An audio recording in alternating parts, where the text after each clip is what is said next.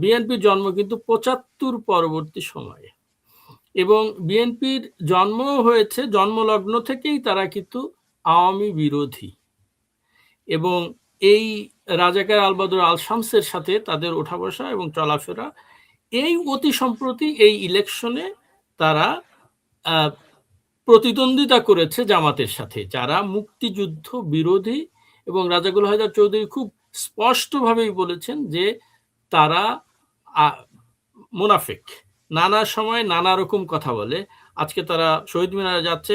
তাতে আমার কোনো অসুবিধা নেই শহীদ মিনারে, কিন্তু তারা যদি তাদের সেই দোষ স্বীকার করে, ৭১-এ দোষ স্বীকার করে ক্ষমা চায়, ক্ষমা চাওয়া তো একটা গণহত্যায় ক্ষমা চাওয়া তো আমার মনে হয় না এনাফ। তাদের সঠিক বিচারের আওতায়,